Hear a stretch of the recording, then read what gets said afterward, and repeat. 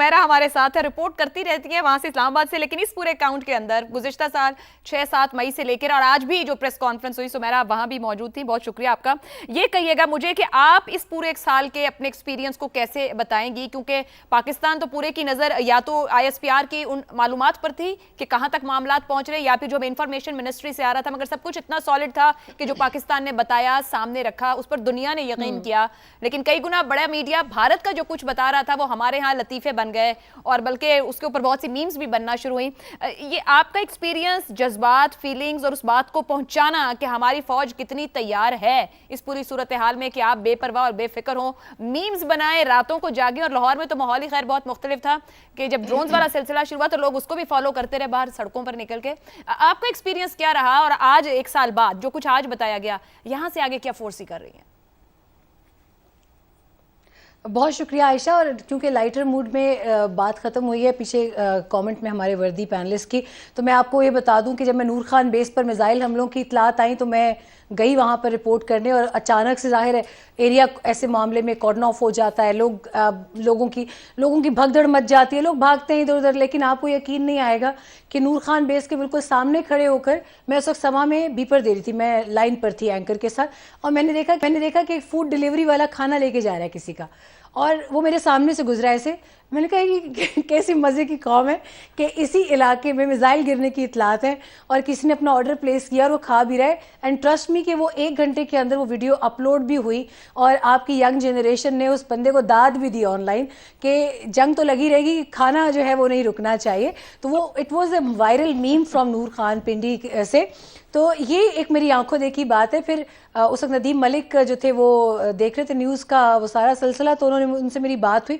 میں نے کہا یہاں پہ ایریا جو ہے کارڈن آف ہو رہا ہے, ظاہر حساسیت کے معاملات ہوتے ہیں ایئر بیسز کے آس پاس بہت زیادہ, تو ہماری جتنی بھی انٹیلیجنس ایجنسیز تھیں وہ وہاں موجود تھیں. سب نے دیکھا جو دعوے کیے جا رہے تھے ہندوستان کی طرف سے کہ ہم نے نور خان بیس پر یہ کر دیا ہے یا وہ کر دیا ہے, تباہی پھیر دی, ایسا کچھ نہیں تھا. ہارڈلی جو جگہ پر آپ وہ کریٹر بھی اگر دیکھیں تو آپ کی ہنسی نکل جائے گی کہ وہ جو کریٹر تھا اس کو بھی ہمارے بعد میں فورسز کے لوگوں نے دیکھا, اور ہم بریفنگز میں پھر بڑا ہم نے انجوائے کیا وہ ساری صورتحال کو بھارت کی. لیکن جو ٹرننگ پوائنٹ تھا اس ساری کوریج کا, وہ میں آپ کو بتاؤں, مجھے بہت دلی تکلیف ہوئی تھی. ہم لائن آف کنٹرول پر ہی تھے وزیر اطلاعات و نشریات تتا تارڑ کے ساتھ 6 مئی کی صبح, اور یہ وہ جگہ ہے جو بیلا نور شاہ کہلاتی ہے, اور اس کے بالکل سامنے پیر چناسی کا علاقہ لگتا ہے. اور اس کو گوگل میپ پر آئیڈینٹیفائی کر کے ایک دن قبل 5 مئی سے آنورڈز بھارت نے یہ کہنا شروع کر دیا تھا کہ یہاں پاکستان کے ٹیررسٹ کیمپس ہیں. اب وزیر اطلاعات و نشریات ملکی غیر ملکی میڈیا لے کر وہاں چلے گئے. اب وہاں سے سب نے رپورٹس بنائی. وہاں پہ ایک مدرسہ ہے, ایک اسکول ہے, ایک چھوٹی سی دکان ہے جہاں یہ چوئنگم ٹافیز وغیرہ مل رہی ہوتی ہیں, بچے وہ خرید رہے تھے. تو ایک بھانڈا پھوٹا, اور پھر اگلے دن ارادہ تھا ہمارا کہ ہم بہاولپور, مرید کے اور لاہور اور جس جگہ کا وہ ذکر کرتے ہیں وہاں جائیں گے. مگر جب یہ تمام میڈیا نے کور کیا اس کو, کھسیاہٹ میں آ کے رات کو انہوں نے جو ہے وہ وہاں پر میزائل اٹیک اور پتہ نہیں ٹیررسٹ کیمپس کے کون سے نام لے کے انہی جگہوں پہ اٹیک کیا. But we were still there. ہماری لاہور بیورو کی ٹیم, میں یہاں سے اسلام آباد سے گئی, we did not cancel our visit. ہم نے وہاں جا کر دوبارہ دکھایا کہ یہ وہ مسجد ہے, یہ وہ گھر ہیں. احمد پور شرکیہ میں آپ بتائیے کہ ان خواتین کا کیا قصور تھا جو گھروں میں بیٹھی ہوئی تھیں. اسی طریقے سے بلال مسجد جو ہے وہاں پہ مؤذن کا یا وہاں پہ جو شاگرد وہاں مدرسے کے جو حفظ کر رہے ہوتے ہیں قرآن پاک, ان کا کیا قصور تھا. وہ ایڈمن بلاک کا کیا قصور تھا جس کی دیواروں کو انہوں نے ٹیررسٹ کیمپ کہہ کے ان کو تباہ کرنا شروع کیا. خیر, یہاں پر the turning point for me was شہادت آف ارتضیٰ. آپ نے اس بچے کو دیکھا ہوگا, میں اس کی وہ تمام جزیات نہیں بتا سکتی. وہ 6-7 سال کا خوبصورت بچہ جس کا باپ خود سرحد پر لڑ رہا تھا, جس کا باپ سرحد پر اپنی ڈیوٹی انجام دے رہا تھا, اور وہ کرنل صاحب انہوں نے سب روئے تھے اس جنازے پر, وہ ننھے بچے کے جنازے پر, مگر اس باپ نے ایک آنسو نہیں بہایا. اور لوگوں نے کہا کہ آپ کے بیٹا شہید ہوا ہے. انہوں نے کہا کہ میں جہاں پر تھا میرے لیے وہ بہت تکریم اور تقدس والی جگہ ہے.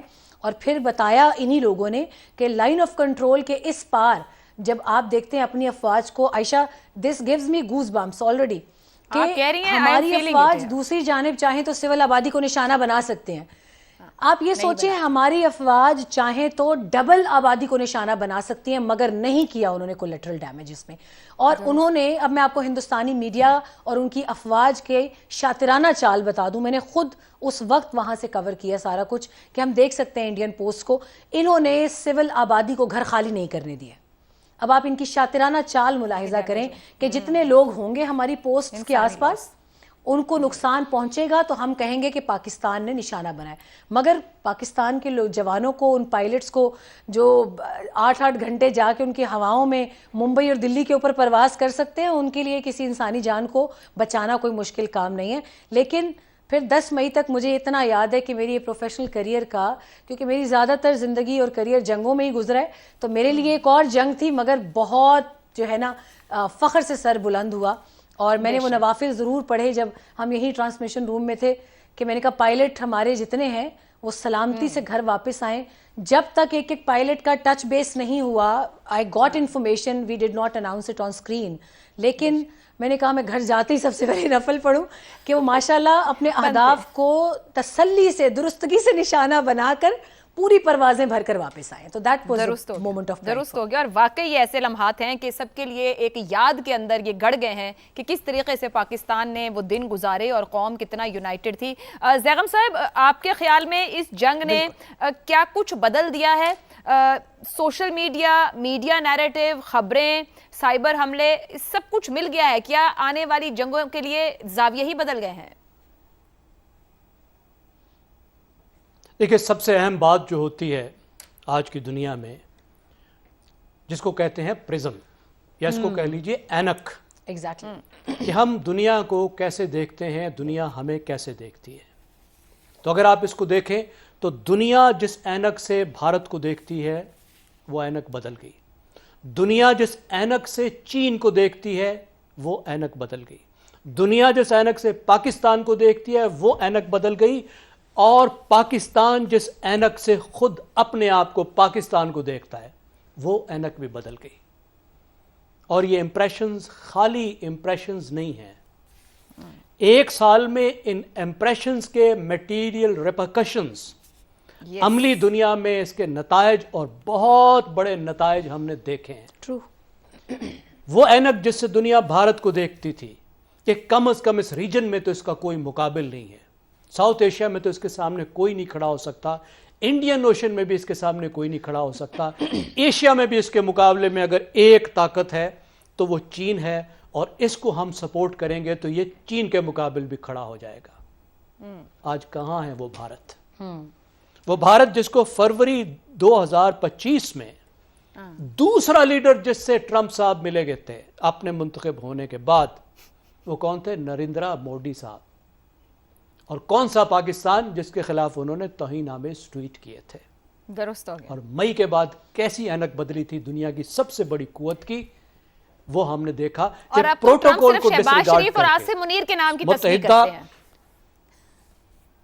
جی، اور آپ دیکھیے صدر امریکہ نے شاید تاریخ میں یونیک واقعہ اپنے تمام تر پروٹوکول کو ڈس ریگارڈ کر کے پاکستان کے فیلڈ مارشل کو، شاید اس وقت وہ فیلڈ مارشل بھی نہیں بنے تھے، آرمی چیف تھے، بالکل ان کے ساتھ 1-on-1 ڈنر کیا، ان کو وائٹ ہاؤس میں انوائٹ کیا. اس کے بعد تو ایک پوری کہانی بدل گئی نا، کہ جہاں پہ بھارت جو ہے وہ بے توقیر ہو کر رہ گیا. آج اس خطے میں جو ایک جنگ ہو رہی ہے تو مرکز نگاہ کون ہے اس وقت؟ پاکستان ہے. زیغم صاحب، یقینی طور پر بریک کی اجازت دیجیے گا، یہیں سے گفتگو آگے بڑھائیں گے.